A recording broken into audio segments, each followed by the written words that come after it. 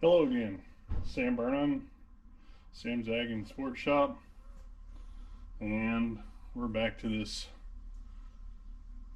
YFC 450R Fender to YFM700 Raptor new Fender project here, and throwing in some more parts to try to get this as right as I can before I send this out to my team. Give them as much possible information to go off of as I can.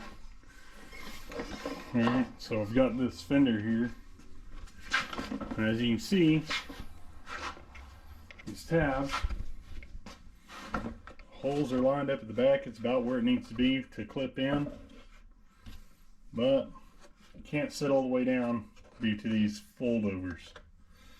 Alright, so those will have to get moved. You get the foldovers over here in an area where there's nothing clipped on, right? Make some a little bit of changes here. Have foldover come down this between the tabs for the airbox, so it sits in there nice and neat. It's gonna be really close right there with the airbox lid. Not super concerned about that. A lot of people don't even run the airbox lids. They even go to one of the big three aftermarket air intakes. It's completely open, don't even have a box, or not much of one anyway. But if you're trying to stay OEM, you want to be able to keep it OEM if the customer wants to. So these tabs will have to get moved. I'm going to mark them. Once I get them marked how I want, then I'll trim this out and get it sitting down in there nice and neat. I'll even make considerations. I even put the battery box in here. That's the battery box, you know, so you can see where it bolts up in there and how it sits in there.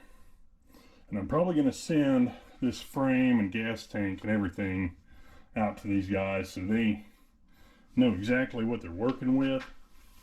They may not be able to get a bike out there, but if I send the pieces, the frame, they don't really need the swing arm or the motor in it or any of that thing, but they'll need the gas tank on it, they need the subframe on it, and they'll need the brackets, and the headlight brackets for first and second generation. And then I'll send a copy of first and second generation plastics to go out there too, and make sure I have them all the bolts that they need so they know exactly how this thing's supposed to line up and how it's supposed to work.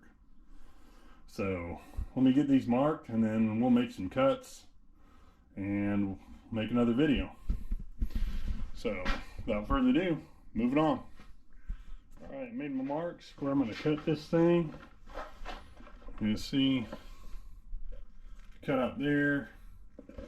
We'll cut this one off here, just square it all the way off, and then we'll remove this little tab section here, this little tab section here.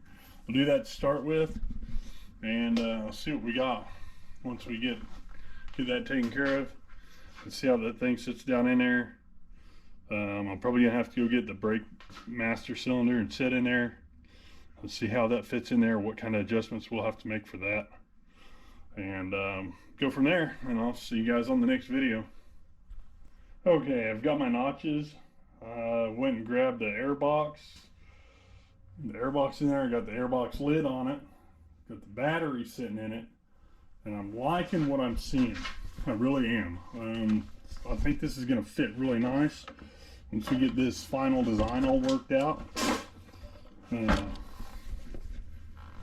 everything looks like it will fit really snugly. Even that cross brace looks like it can go right under. We go right under that airbox. We can make that work. I think it go right under that airbox. You know, your air intake's right there, but I don't think, see, your intake would go right there. You can go grab one and throw it in there, see what it looks like. But yeah, really liking what I'm seeing. Now this is a first generation 450R Fender. There's some slight differences between this and the second generation, but I think the cross braces are in the same spot.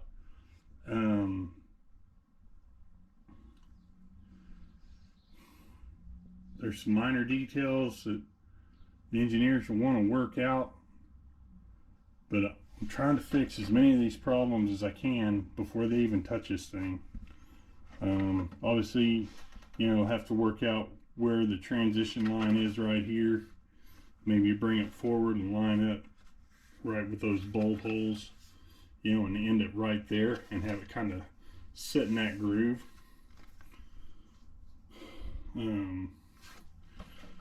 You know, so it's got a really nice smooth transition there between the subframe and the frame. You know, you completely cover that subframe, you know, so you like the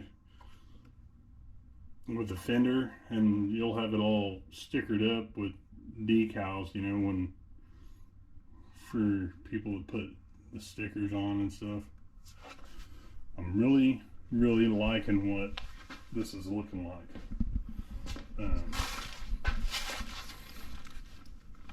This is, I think we get a nice smooth transition, and like I said, just fill it, have the edge of this fender just cut off right here, you know, and then have the front fender basically end right here connecting to this, instead of having that really long fender that comes back here.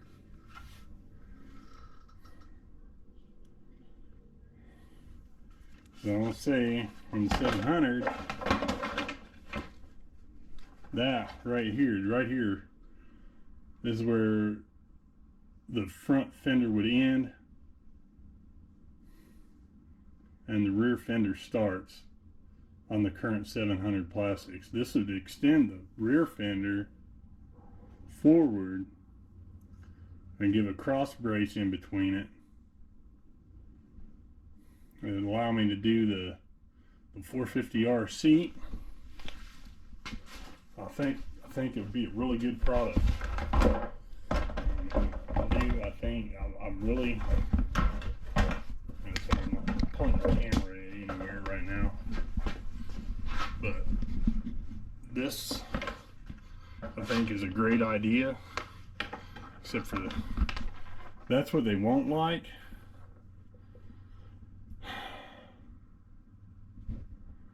If you put a cross brace right there, it goes right over the top of the battery, unless you make it looped so you can unhook it,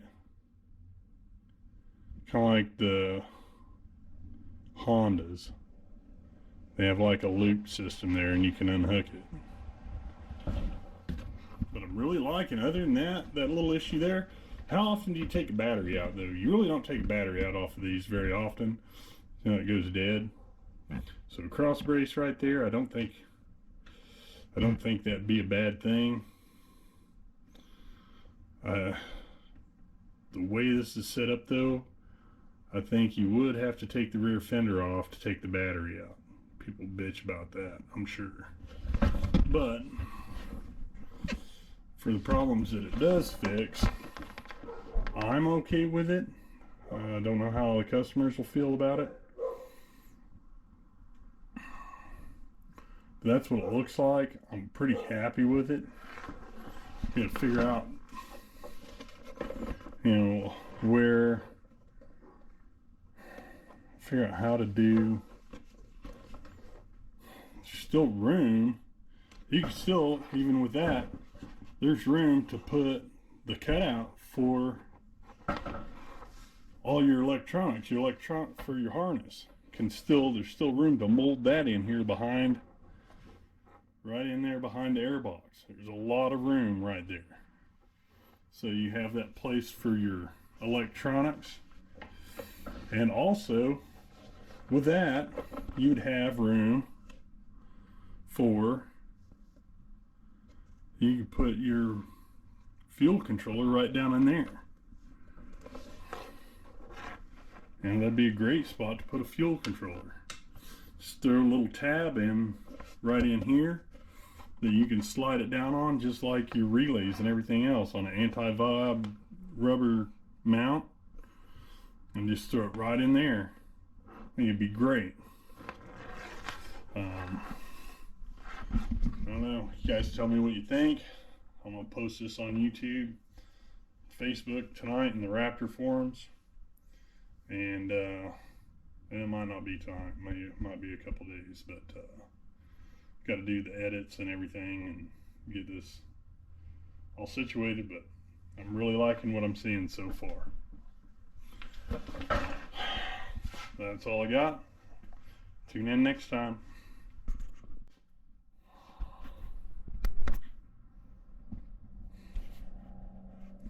Okay, here we are. I just wanted to point out a couple things. So with that portion of the seat, like obviously it's supposed to sit right up in there, but because of the 700 frame is wider, it's kind of stretched this thing out and it doesn't fit quite right. So that's another thing I'll have to work on, is perfecting that, and they can do that. But this should give them a basic layout of what we're looking for. I think it looks pretty good. And you see it's got this big gap just sitting on there, and naturally it should sit right down on there like it should.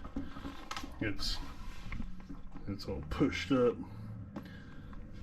So that fender should naturally be snug up against there. Should be more like that. Should fit right in that groove. But obviously it's, you know, it's kind of hanging down. It don't have the under brace for the rear grab bar holding it up either. I'm gonna have to get a rear grab bar to throw with this, send with it. One of the good ones that's got the cross arms out there for the support. Put that in there. I'll have to see with these fender brackets. Go right here. So that's quite a bit difference from the 700. Come here to here. That's a big difference, honestly. So it comes up higher, more streamlined. I think the 700 fender comes way down, a lot closer to the Nerf bars. So, but I think this is a good design. I think I'm going in the right direction. And throw this seat foam up in there. See how much better that makes it look. Start getting even better idea of what we're looking at. Let's see what you guys think. I mean,